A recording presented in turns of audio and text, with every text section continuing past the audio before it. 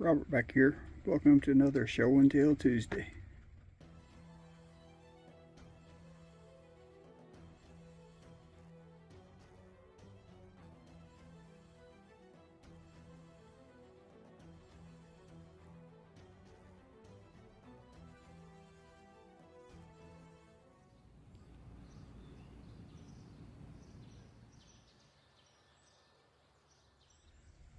Alright, hit some antique malls, vendors malls, and picked up a few coffee pots and a couple other things. I'll save the best for last. But anyway, found this old Coleman canteen. Thought that's pretty cool.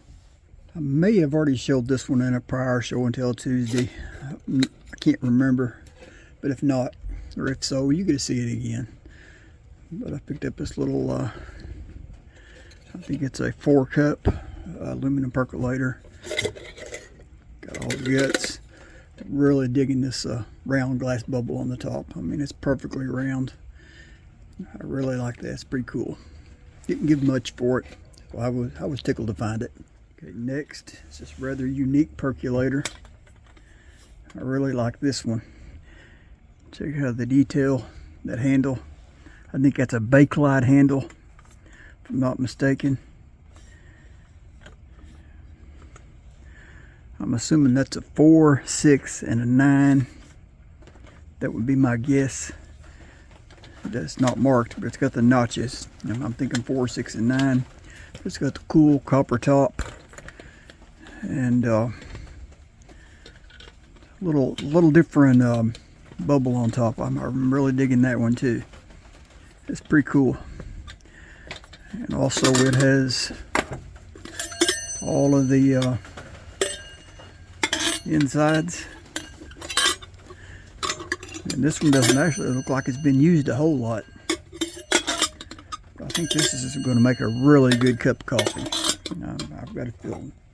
Okay, I was on the chat with the them bad influencer group where everybody blames me of their addictions, and while I was at a peddler's mall, and I ran across this old coffee pot here. It's got the green glass on it. It doesn't have the insides, but it is a really cool old pot. Got a couple chips on the bottom, a little rust around the spout. But man, check out that green glass. That's too cool. It says something there. I can't make it out. Like I said, I was on that chat and I snapped a picture of it when I found it. And Steve was on the chat, and Steve said, grab it right then and there. No questions, no ifs, ands, or buts, to grab it. I guess the glass by itself sells for about 40 bucks just for the replacement glass. So I got the whole pot for a lot less than that. I was tickled with that one. Okay, got another old one here. It's missing the nut right there, but that ain't no big deal. I mean, I can put another one on it. Matter of fact, I think I seen some aluminum nuts somewhere not long ago, so might be able to put an aluminum nut back on it. I've seen Steve use one very similar to this, but it's got everything in it. I looked at a couple of these in the past that didn't have everything in it, but so I'm tickled to find that one. I'll have to clean that up. All these will be used for a coffee challenge. I also found a Stanley Cup Venture kit, brand new. Still got the cups, the paperwork. I think I give $8 for it. These sell for about 14, 15 bucks at Walmart. If you go online on eBay and stuff, they're even higher than that. So $8. Couldn't pass it up. I'll give that away at $8. Alright, found this really cool. Like I said, it's steamed up because I just used it a few minutes ago. But it's a little 4-cup Pyrex. It's marked Pyrex. It says do not use on electric burner without a trivet. And I thought that was pretty cool. I guess that's about a 2 cup, I guess. It's not 4 cup, that's a 2 cup. But I was digging it, I had to have it. All right, the last of the coffee pots. This is my coolest one, I think. This is a Corelle Corningware. And I've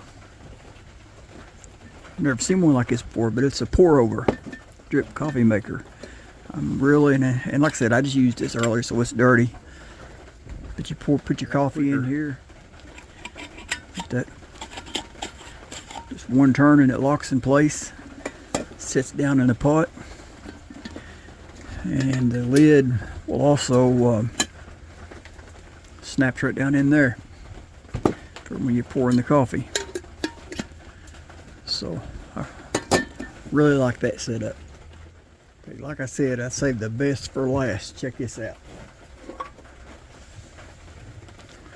I found a full can of the old carbide, calcium carbide.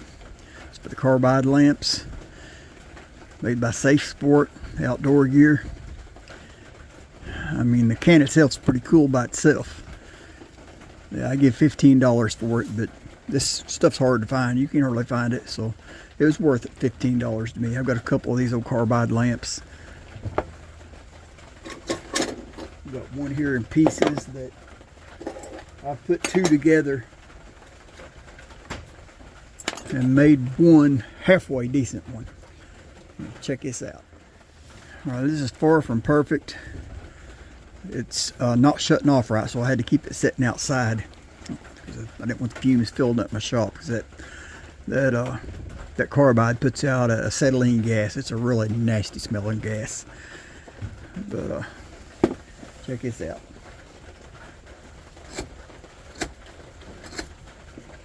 I better turn it on.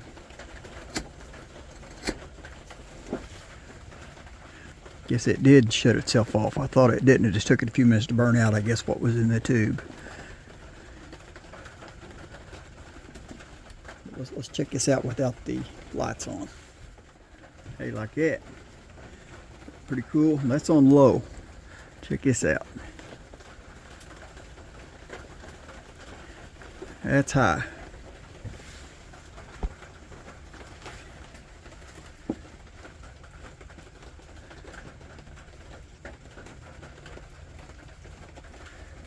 I turned it back down to low. And it takes a few minutes to get back down to the low.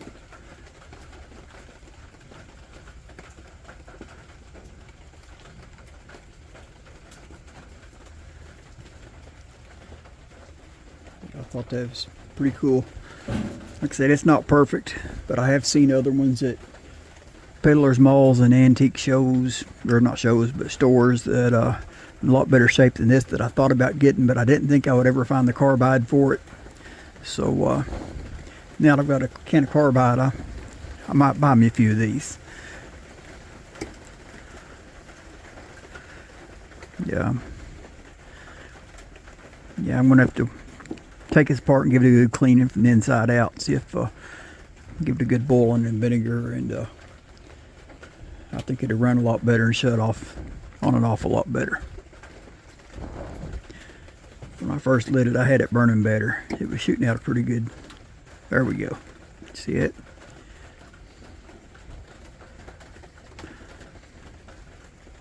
It's just really slow, going back down to low. All right, y'all know the routine. Like, share, subscribe. God bless.